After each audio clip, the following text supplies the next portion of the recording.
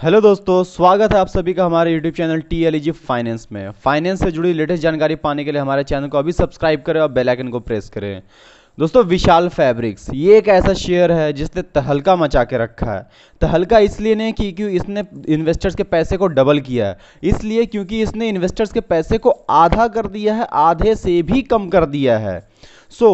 आज हम इस वीडियो में डिस्कस करने वाले हैं कि कंपनी में आगे क्या होने वाला है, कंपनी क्या बोनस देने वाली है या नहीं देने वाली है, कंपनी क्या करती है, कंपनी का मैन्युफैक्चरिंग क्या है, कंपनी का पहुंच कहां तक है, कंपनी क्या क्या बनाती है, कंपनी के क्लाइंट्स कौन कौन से हैं और इस शेयर में आपको क्या करना चाहिए, आपको बाय करना चाहिए, आपको सेल करना चाहिए, होल्ड करके रखना चाहिए। इस वीडियो में आपको एक कंप्लीट नॉलेज मिलने वाला है। इस वीडियो में अंत तक बने रहिए और इस वीडियो को लाइक कीजिए, सब्सक्राइब कीजिए और दोस्तों के साथ शेयर कीजिए। तो चलिए शुरू करते हैं। दोस्तों, अगर हम विशाल फैब्रिक्स के बारे में एक बेसिक डिटेल लेना चाहें तो हमें यह मालूम चलता है कि विशाल फैब्रिक्स चिरिपाल ग्रुप की कंपनी है। चिरिपाल ग्रुप एक इंडिया की नामी गिरामी कंपनी है और विशाल फैब्रिक्स इस बिजनेस में, जो कि उनका डेनिम मैन्युफैक्चरिंग का बिजनेस है, उसमें लगभग 35 सालों से है। 35 सालों का एक्सपीरियंस है इस कंपनी को इस डेनिम बिजनेस में और लगभग 100 MMPA का इसका मैन्युफैक्चरिंग कैपेसिटी है।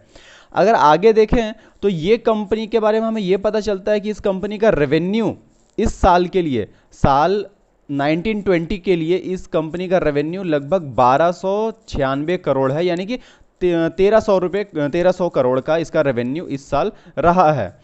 इस कंपनी का जो रेवेन्यू मेजर सोर्स है वो इंडिया है। इंडिया से इसका 98% रेवेन्यू आता है और जो बाकी 1.72% रेवेन्यू है वो उसका फॉरेन से आता है। इस कंपनी में लगभग 2677 एम्प्लॉय हैं, जो कि एक बहुत अच्छा खासा नंबर है। माना जाएगा कि ये एक बड़ा एम्प्लॉयमेंट वाला कंपनी है, बड़ी कंपनी है, ऐसा हम बोल सकते हैं।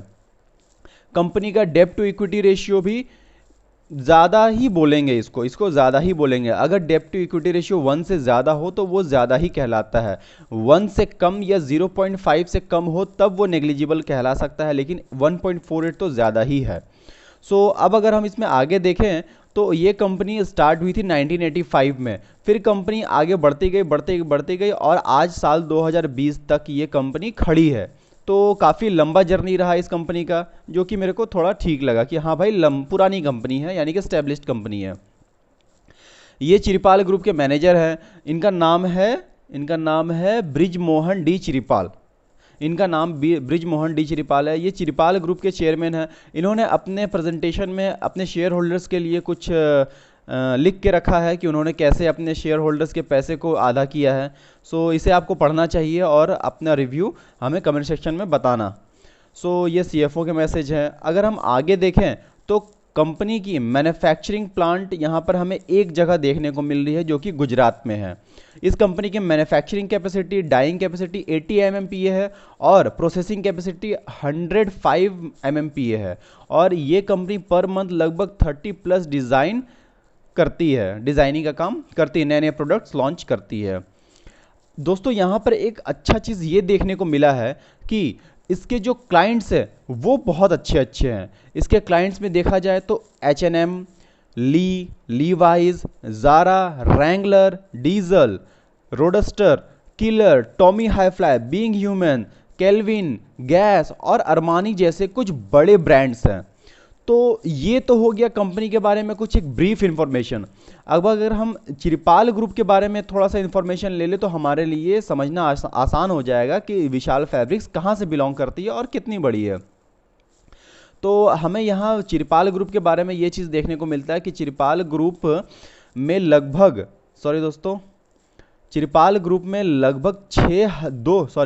लगभग 20,000 नंबर ऑफ एम्प्लॉयज़ काम कर रहे हैं। ये चिरिपाल ग्रुप के नंबर ऑफ कैपेसिटी है एम्प्लॉयज़ की। लगभग 2,000 करोड़ का कंबाइंड नेटवर्थ है सारे कंपनीज़ का और लगभग 6,000 करोड़ का इसका रेवेन्यू है। अगर हम चिरिपाल ग्रुप के बारे में और देखना चाहें तो हमें ये देखने को मिलता है कि इस चिरिपाल ग्रुप में लगभग इतनी सारी कंपनियां हैं। Nandan Denim, Chiripal Industries, Vishal Fabrics, Chiripal Industries, CIL, Nova Petrochemicals, Chiripal Poly Films Limited, Vraj Integrated Textile Park, ये सारी शांति एजुकेशनल इनिशिएटिव, ये सारी चिरिपाल ग्रुप की कंपनियां हैं, जिसमें से कि एक विशाल फैब्रिक्स भी है। तो ये एक हो गया ब्रीफ इंफॉर्मेशन चिरपाल ग्रुप के बारे में और विशाल फैब्रिक्स के बारे में। दोस्तों अब हम इसका एक थोड़ा सा टेक्निकल एनालिसिस भी कर लेते हैं, जिससे आपको एक ब्रीफ इंफॉर्मेशन मिल सके कि हाँ कंपनी किधर जा रही है। तो चलिए दोस्तों बिना किसी देरी के अब उसे शुरू करते हैं। दोस्तों अभी हम आ गए हैं टिकट टेप की वेबसाइट पे और हमने यहाँ पे विशाल फैब्रिक्स का पेज खोल लिया है। अगर हम टिकट टेप का इन्वेस्टमेंट चेकलिस्ट देखें तो इसका इंट्रिंसिक वैल्यू अभी हमें इसके करंट प्राइस से ज़्यादा देखने को मिल रहा है। इसने एफडी से अच्छा रिटर्न दिया, ऐसा हमें टिकट टेप का चेकलिस्ट बताता है। कंपनी डिविडेंड के रिगार्डिंग कुछ नहीं देती है, डिविडेंड के रिगार्डिंग इस वेबसाइट पे कोई डाटा नहीं है। कंपनी में देखा जाए तो अभी एंट्री टाइम अच्छा बता रही है और कंपनी में रेड फ्लैग्स भी नज़र आ रहे हैं। ये इसका इन्वेस्टमेंट चेकलिस्ट हो गया। अगर हम कंपनी का एक वीक का रिटर्न देखें तो एक वीक में इसने -8% का, एक मंथ में -65% का, एक ईयर में -60% का और 5 साल में -64% का रिटर्न दिया है, नेगेटिव रिटर्न दिया है। तो इस कंपनी ने आपके 1 लाख रुपए को 37,000 रुपये बना के छोड़ दिया है, यानी कि ये कंपनी ने आपको बहुत ही बड़ा नुकसान दिया है पिछले लॉन्ग टर्म में 5 साल में। ये तो हो गया इसका एक ब्रीफ चार्ट इन्फॉर्मेशन और इन्वेस्टमेंट चेकलिस्ट। अब अगर हम इसके फोरकास्ट को देख ले तो यहाँ पे हमें पता चलता है कि किसी भी एनालिस्ट ने इस कंपनी का फोरकास्ट नहीं दिया है। हम इसका टारगेट कितना है वो हम इस टिकट टेप के अकॉर्डिंग गेस नहीं कर सकते। टिकट टेप ने इसका कोई टारगेट नहीं दिया है। अगर हम इसके फाइनेंशियल्स की बात करें तो यहाँ पर हमें एक अच्छी चीज़ देखने को मिलती है। अच्छी चीज़ क्या है कि इसका total revenue year on year बढ़ा है। पिछले साल इसका रेवेन्यू लगभग 1000 करोड़ था, इस साल इसका रेवेन्यू 1300 करोड़ है, यानी कि पिछले साल के मुकाबले 300 करोड़ बढ़ा है, जो कि कोरोना के टाइम में बढ़ा है। तो ये एक गुड न्यूज़ है। इसका ईपीएस देखा जाए तो ईपीएस भी कंटिन्यू ग्रो करते रहा है, ये भी एक अच्छी बात है। इन्वेस्टमेंट के लिए ईपीएस देखना बहुत ज़रूरी है, तो ईपीएस इसका कंटिन्यू बढ़ा है, ये अच्छी बात है। दोस्तों अब अगर हम इसके होल्डिंग्स पे आ जाएं तो कंपनी की होल्डिंग्स अगर हम देखें तो कंपनी की होल्डिंग्स में हमें ये देखने को मिलता है कि इन्वेस्टर्स ने अपने होल्डिंग्स को कांस्टेंट रखा है। हालांकि एक चीज़ यहाँ पे ये है कि यहाँ पे ये जो येलो कलर दिख रहा है ये इसका प्लेज प्रोमोटर होल्डिंग है, यानी कि लगभग 13.5% का होल्डिंग प्रमोटर ने गिरवी रखा हुआ है, किसी बैंक के पास या म्यूचुअल फंड के पास या किसी के पास भी गिरवी रखा हुआ है। ये एक निगेटिव पॉइंट है। और अगर हम इसमें म्यूचुअल फंड की होल्डिंग देखें तो म्यूचुअल फंड की होल्डिंग ना के बराबर नहीं है इसमें म्यूचुअल फंड की होल्डिंग बिल्कुल नहीं है। डीआईआईज की होल्डिंग भी नहीं है। एफआईआईज की होल्डिंग अगर देखें तो एफआईआईज ने यहाँ पे बाइंग किया है और सेलिंग भी किया है। इन लोगों को मालूम होता है कब एंट्री लेना होता है और कब एग्जिट करना होता है, तो ये लोग हमसे बहुत ज़्यादा समझदार होते हैं। अगर हम कॉमन इन्वेस्टर की, रिटेल इन्वेस्टर की बात करें तो रिटेल इन्वेस्टर तो हर जगह फंसे होते हैं। तो यहाँ पे देखो आप कि रिटेल इन्वेस्टर ने लगभग 26% का स्टेक लेके रखा है। ये हो गया इसका शेयर होल्डिंग पैटर्न के बारे में हमने डिस्कस कर लिया। दोस्तों अब एक जो बड़ा सवाल उठता ये है कि क्या कंपनी बोनस लेके आने वाली है, क्योंकि कंपनी बोनस लाने वाली थी। लगभग 22 अक्टूबर को ही बोनस आने वाला था, लेकिन उसके बाद से जो इसमें लोअर सर्किट लगा है वो थमने का नाम नहीं ले रहा है। उसके रिगार्डिंग एक मेल आया है, वो मेल सभी शेयर होल्डर्स को आया है। वो मेल मैं आपके सामने सीधा खोल देता। ये मेल विशाल फैब्रिक्स की तरफ से आया है। ये किसके रिगार्डिंग आया है?